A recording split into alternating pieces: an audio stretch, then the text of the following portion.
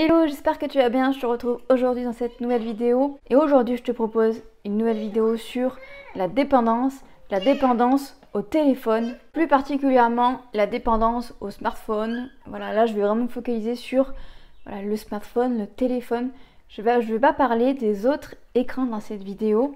Je vais aussi te parler de mon expérience, je vais également te donner des chiffres et on va parler un petit peu de tout ce qui englobe tout ça. Donc on y va, c'est parti. Dans un premier temps, du coup, je vais te donner deux définitions. Donc la première définition, ça va être la définition de l'addiction.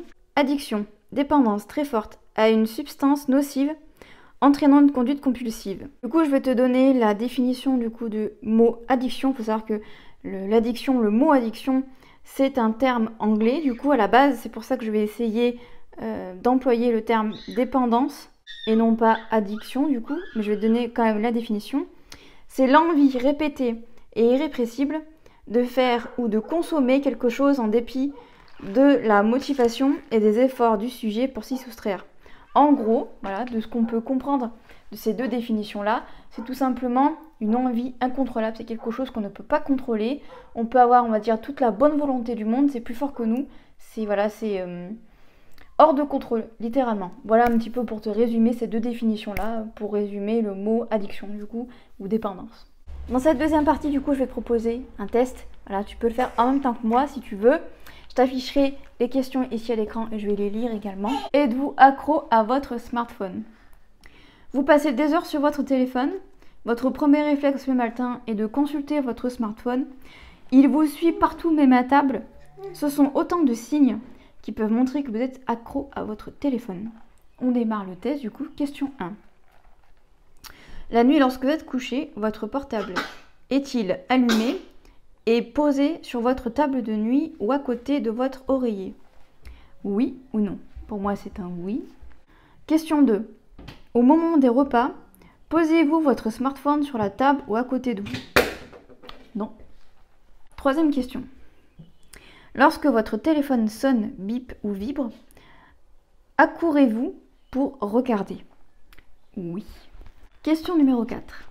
Vérifiez-vous plusieurs fois par jour votre téléphone portable pour vous assurer de ne pas passer à côté d'un message ou d'une notification? Oui. Question numéro 5. Êtes-vous mal ou stressé lorsque votre smartphone ne capte pas de réseau ou s'il fonctionne mal? Oui. Question 6. Répondez-vous aux SMS, mails, appels ou messages sur les réseaux sociaux à toute heure, même si cela interrompt vos activités? Non.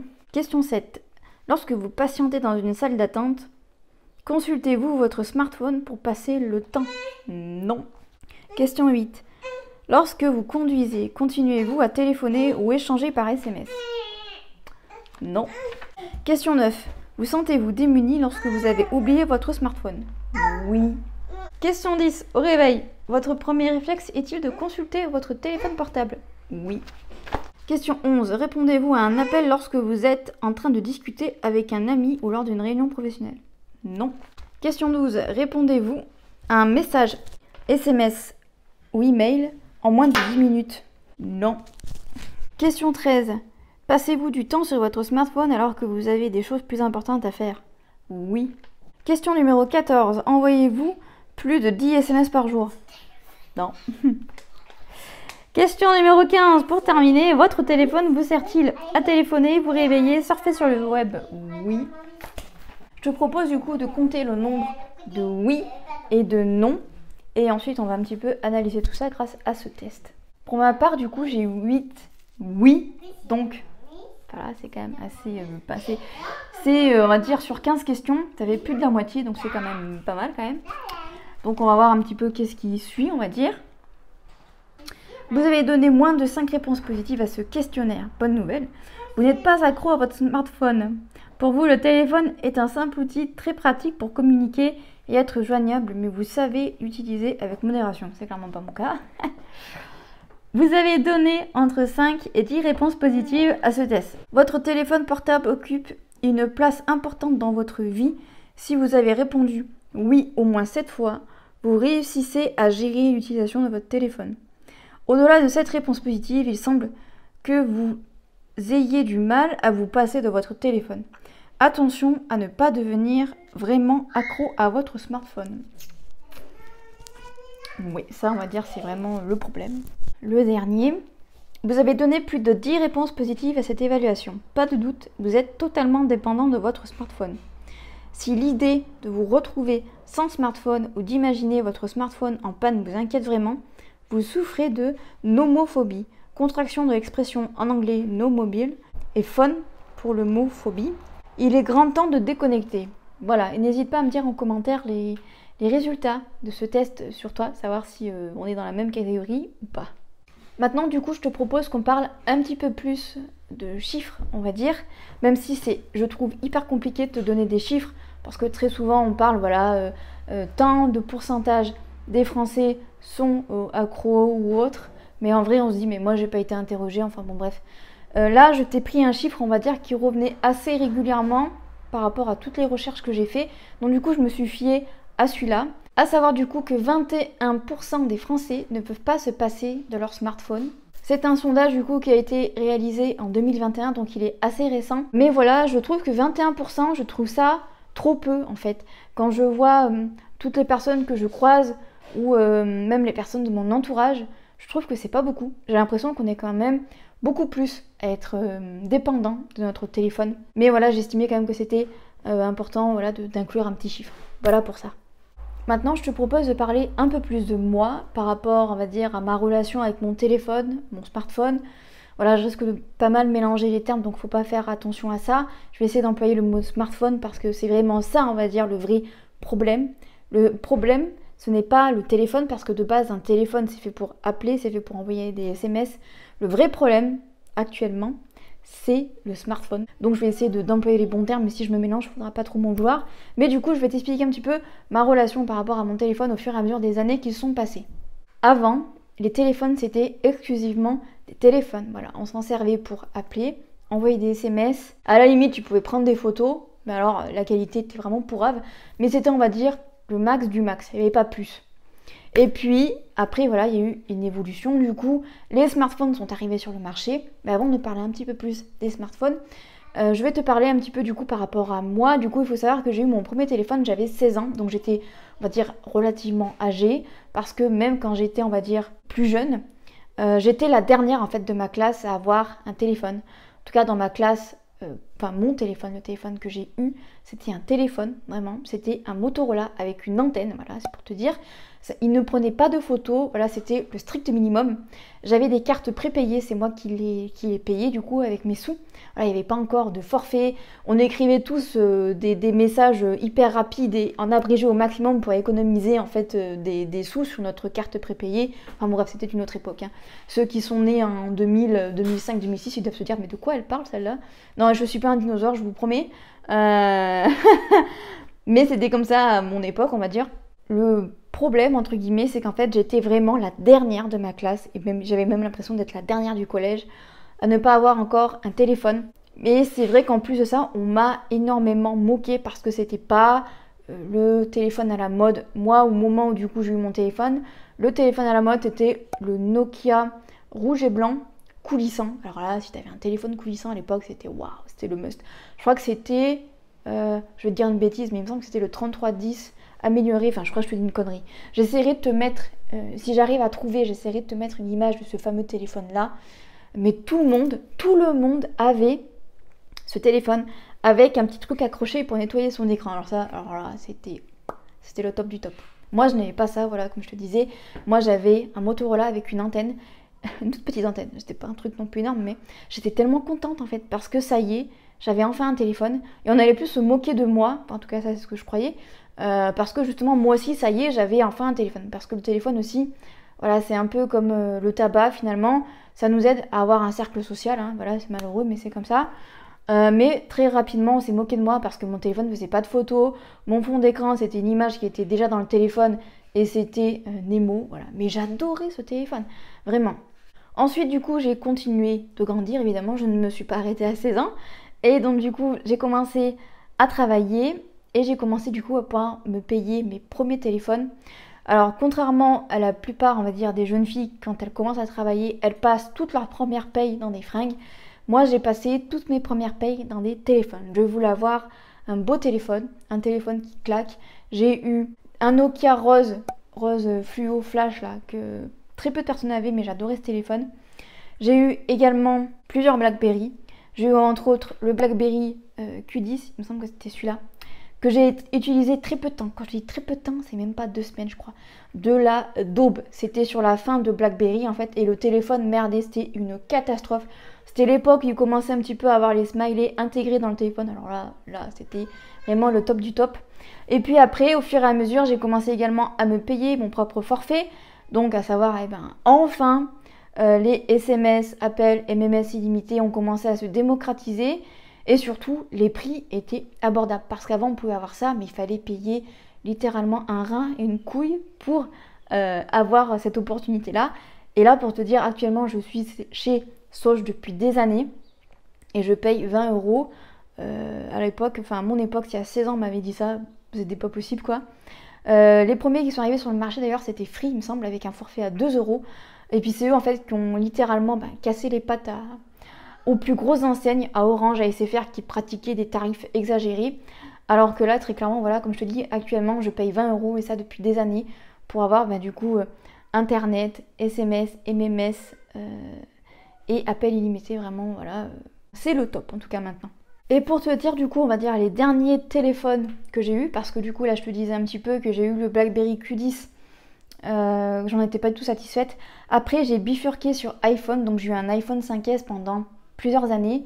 Et ensuite du coup le tout dernier téléphone que j'ai eu, il me semble que ça va faire peut-être 2 ans que je l'ai maintenant, un peu moins, 1 an et demi on va dire. Donc j'ai maintenant l'iPhone XR, voilà, je filme avec, c'est pour ça que je fais ça. C'est parce que c'est, on va dire, mon téléphone qui me sert également pour filmer pour les vidéos. Et je fais également on va dire, le plus gros montage sur mon téléphone également. Enfin bon bref, ça c'est une autre histoire, mais voilà pour dire. Enfin voilà pour dire, ça va me permettre d'embrayer avec la suite. Et donc du coup on va pouvoir revenir à cette histoire de smartphone. Pourquoi est-ce que finalement le fait de passer à un téléphone puis à un smartphone, ça a littéralement révolutionné tout le marché? Tout simplement parce que, comme je te l'ai dit du coup, et comme tu l'auras bien compris, grâce au smartphone, maintenant quand on prend notre téléphone, on a accès à tout un tas de choses. Déjà on a Internet, que ce soit grâce à la Wi-Fi par exemple si tu es chez toi, ou grâce à la 4G par exemple si tu as un forfait Internet, surtout maintenant, voilà, comme je te disais, c'est hyper facile d'avoir un forfait avec un minimum d'Internet. Et du coup, ce qui fait qu'on a accès à tout un tas de choses. Également, les téléphones maintenant sont de plus en plus puissants.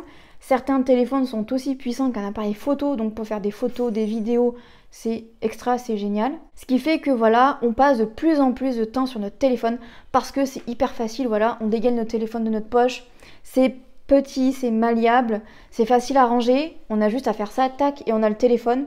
Et voilà, on scrolle pendant des heures, que ce soit sur des applications comme Instagram par exemple, ou TikTok, ou alors que ce soit comme moi par exemple, comme je fais des vidéos sur YouTube, et bien en fait je me sers en fait du logiciel de montage, parce qu'il y a iMovie, il me semble que c'est iMovie, qu'il y a déjà dans le téléphone, et du coup je m'en sers en fait pour faire le plus gros des cuts en fait, parce que c'est hyper facile, c'est hyper intuitif.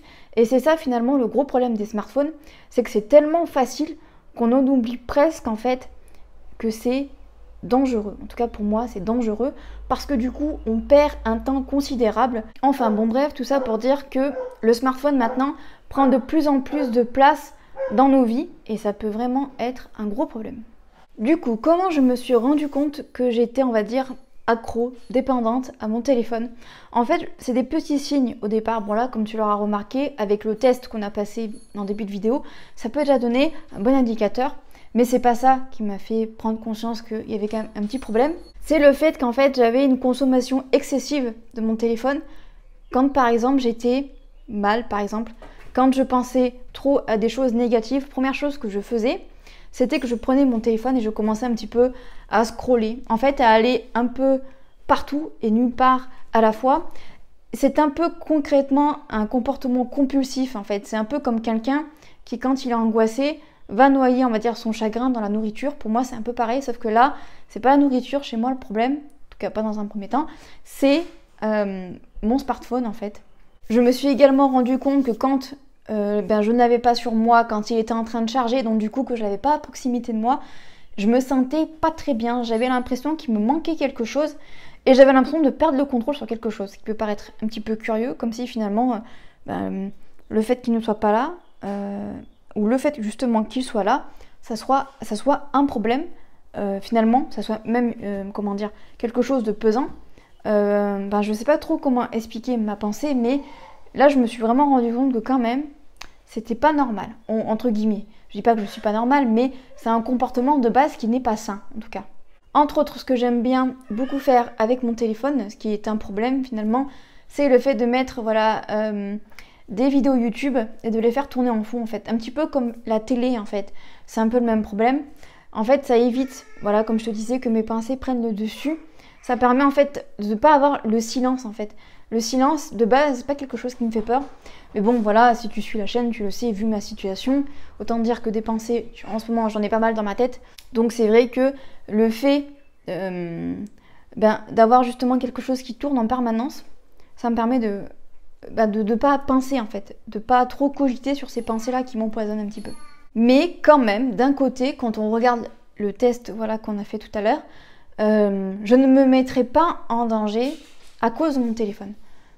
Comme le fait, par exemple, de ne pas regarder mon portable quand je conduis, de ne pas répondre aux appels, par exemple, quand je suis avec des amis. Pour moi, ça, c'est des moments dans la vie réelle. Je ne sais pas comment dire, mais clairement, quand on est sur notre smartphone, on est un peu dans une bulle, un peu comme si, finalement, on était dans un monde irréel, finalement.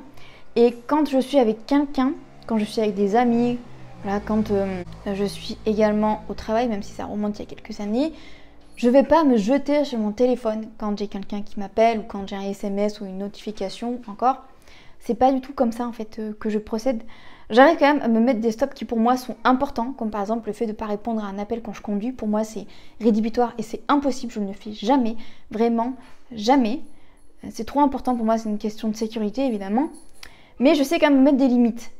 Même si, voilà, il faut que les limites soient quand même assez loin, on va dire. Je vais te donner par exemple un exemple, moi entre autres qui me dérange, entre guillemets, mais par exemple quand il y a des repas de famille, ça va être qui tout double. Soit mon téléphone va être très loin et je vais pas du tout le toucher, soit mon téléphone va être à côté de moi.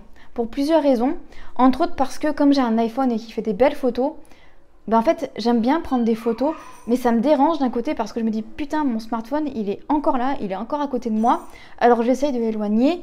Alors après je vais me dire oui mais quand c'est des repas de famille machin c'est quand même bien d'avoir des photos, oui, mais encore une fois c'est le problème. Si j'avais un appareil photo ça me gênerait beaucoup moins, mais en fait comme j'ai un smartphone et que j'utilise pour faire des photos, et en fait là tout de suite ça me dérange. Et autre chose qui est assez curieux, mais j'ai l'impression qu'on est beaucoup comme ça, autant je suis dépendante à mon téléphone, j'ai besoin tout le temps de l'avoir sur moi, autant quelqu'un va m'appeler, surtout si c'est un numéro que je ne connais pas, je vais mettre énormément de temps à décrocher, voire même carrément je ne vais pas décrocher du tout, parce qu'en fait je n'aime pas en fait avoir quelqu'un au téléphone, ça me stresse, j'ai l'impression que je tremble presque, je sais pas si c'est une phobie ou quoi, mais alors qu'est-ce que j'aime pas ça, j'ai l'impression qu'on est plein dans ce cas-là, et le pire c'est quand je connais pas le numéro, j'ai l'impression que la Terre s'arrête de tourner et que le monde va s'écrouler, très clairement. On n'est pas dans la demi-mesure ici, clairement.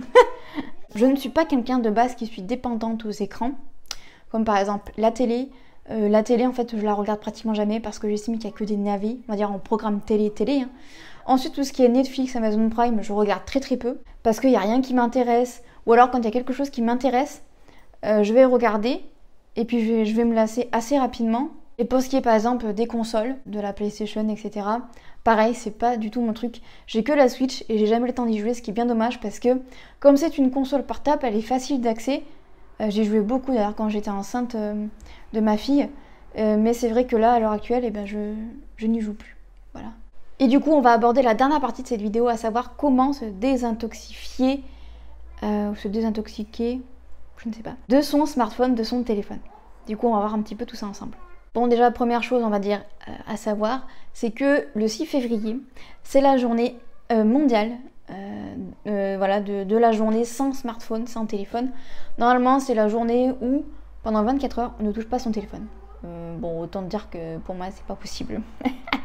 Déjà, première chose, du coup, on va dire, pour nous aider à nous désintoxiquer, c'est tout simplement d'identifier le pourquoi du comment on utilise notre smartphone, notre téléphone. Par exemple, si c'est un comportement répétitif, à savoir, voilà, comme moi j'étais en train de te le dire, du coup, j'utilise beaucoup quand je pense à beaucoup de choses. Je suis désolée, il y a le chat de mes parents qui me regarde, c'est très perturbant. Donc du coup, moi j'utilise surtout en fait quand je pense à beaucoup de choses et que mes pensées sont bloquées. Là, je vais tout de suite prendre mon téléphone et je vais commencer à scroller, à regarder un petit peu partout, voilà, pour passer, on va dire, pour mettre pause, on va dire, sur mes pensées. Donc voilà, là, dans un premier temps, c'est vraiment important de voir un petit peu dans quel but tu te sers de ton téléphone. Deuxième chose, du coup, pour t'aider par rapport à ça, et pour savoir justement le temps d'écran, le temps on va dire que tu passes sur ton téléphone.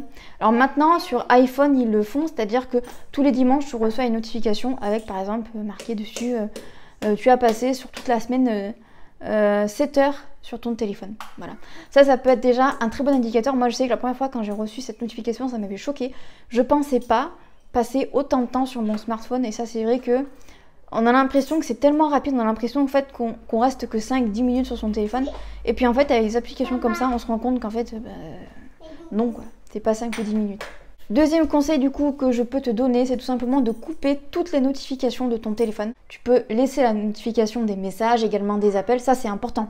Les messages, les appels, tu peux laisser les notifications, mais par contre tout ce qui est autour, donc les réseaux sociaux style Instagram, Facebook et compagnie, tu peux couper les notifications. Parce que alors je sais pas toi, mais quand tu vois toutes les notifications, tout de suite, ça te stresse et tu te dis mais c'est quoi ce bordel quoi. Ça met limite en panique et tout de suite tu veux regarder, enfin bon, bref, ça rajoute du stress et ça te met mal, donc c'est pas la bonne idée quoi. Troisième astuce que je peux te donner, c'est de mettre ton téléphone en silencieux. Alors là, encore une fois, tu vas te dire, quel est l'intérêt? L'intérêt, c'est qu'en fait, tu ne vas pas entendre ton téléphone biper. Donc, à chaque fois que ton téléphone va biper, comme tu vas pas l'entendre, tu vas pas courir et limite arrêter ton activité pour aller voir la notification. Est-ce que c'est une notification Messenger? Est-ce que c'est un message? Est-ce que c'est une notification voilà, d'une autre application, genre limite pour te dire bonjour, aujourd'hui sur Beauté Privée, eh ben, il y a telle et telle marque en vente. Ça, j'ai envie de te dire, on s'en fout, mais ça pollue en fait. Donc voilà, le fait de le mettre sur silencieux, ça permet en fait de couper son cerveau. Et moi, pour te dire, au moment où je fais la vidéo, du coup là, c'est quelque chose que j'ai testé cet après-midi et ça a quand même vachement bien marché sur moi. Tu peux également faire le tri dans les applications, donc sur ton téléphone évidemment. Moi, par exemple, je n'ai pas de jeu sur mon téléphone justement pour éviter de passer encore plus de temps sur mon téléphone, mais du coup voilà, comme je te disais, je n'ai pas de jeu. J'essaye de supprimer des applications dont je ne me sers pas, ou alors des applications que quand j'y vais je sais que je vais me sentir mal en fait, je les supprime, comme ça j'ai plus du tout tendance à y aller. Là ça permet de se désintoxifier en fait de l'application en question, et ça permet également de gagner de la place sur son téléphone, parce que mine de rien quand on voit tout ce qu'on peut mettre sur un téléphone, c'est aussi bien de faire de la place pour d'autres choses plus importantes. J'ai également mis arrêter de me balader avec mon téléphone. Alors, personnellement, j'ai très rarement mon téléphone dans la poche. En général, mon téléphone est dans mon sac. Mais voilà, quand je dis ça, c'est vraiment le fait en fait de le poser quelque part. Parce que très souvent, quand on fait des trucs, on prend machinalement notre téléphone, puis on le balade, on le pose à des endroits, puis on se souvient jamais. Là, le but, c'est de le poser à un endroit, par exemple dans la cuisine, sur le meuble de la cuisine, et de ne pas le toucher. Pas le changer d'endroit toutes les 5 minutes parce qu'on change de pièce. Mais ça, très souvent, c'est des automatismes, on ne se rend pas forcément compte. Mais ça peut être un conseil que je peux te donner. Parce que du coup, le fait de ne pas l'avoir avec toi tout le temps, ça va te permettre de ne pas tout le temps avoir les yeux dessus et regarder si tu as des notifications, ou alors dès qu'il y a un message, tout de suite répondre. Ça permet en fait de mettre une distance en fait avec le téléphone. J'ai également noté du coup pour nous aider, et ça c'est vraiment important, c'est voilà, quand on passe des heures sur notre téléphone dans la journée, faire une pause, un peu voilà, comme quand on fait un long trajet en voiture, on nous dit de faire des pauses sur les autoroutes toutes les 2 heures, et bien là c'est un petit peu le même principe. Voilà, aller dehors, respirer, même si t'as pas un extérieur, voilà, aller sur ton balcon, ouvrir une fenêtre et prendre l'air en fait, changer d'air, voilà, redonner de l'oxygène à ton cerveau, parce que je sais que si je reste trop longtemps sur mon téléphone, personnellement, j'ai très vite mal au crâne. Moi, je sais que j'ai tendance à rester très longtemps sur mon téléphone quand je fais des recherches pour des vidéos, en fait. Parce que, ben voilà, le téléphone, comme c'est hyper facile, ben, je le prends puis je fais des recherches. Et donc, si en plus je fais des recherches et en même temps je prends des notes, ça prend des heures, ça me fout un mal de crâne pas possible. Donc, voilà un petit peu mon conseil que j'ai aussi appliqué et qui, je trouve, me fait énormément de bien. Il y a une dernière chose dont je voulais te parler que j'ai trouvé quand même assez drôle, que j'ai trouvé sur plusieurs sites justement par rapport à des conseils qu'on pourrait nous donner pour se désintoxifier du téléphone, c'est de télécharger des applications sur le téléphone pour se désintoxifier du téléphone. Alors ça franchement c'est balèze, hein. Quand j'ai vu ça, j'ai pas noté les noms des applications, mais quand j'ai vu ça, je me suis dit putain quand même, ils sont compliqués. Ça m'a fait rire, voilà, bref, je voulais te dire ça parce que je trouve ça très drôle. Donc voilà, j'en ai terminé avec cette vidéo. J'espère que cette vidéo t'aura plu. J'espère qu'elle t'aura aidé également. Si toi aussi tu souffres de ce mal-là, voilà, qui littéralement bouffe notre vie, hein, on va pas se leurrer, surtout si toi aussi tu as un smartphone et tu passes beaucoup de temps dessus aussi. Voilà, j'estime que c'est une vidéo quand même qui est assez intéressante. Et le fait également que je rajoute mon témoignage, ça peut être intéressant et peut-être que du coup, tu te sentiras moins seul par rapport à tout ça. Voilà, j'espère du coup que cette vidéo t'aura plu, j'espère qu'elle t'aura aidé également. Merci d'être resté jusqu'au bout de cette vidéo parce que quand même, elle aurait été quand même relativement, je pense, assez longue.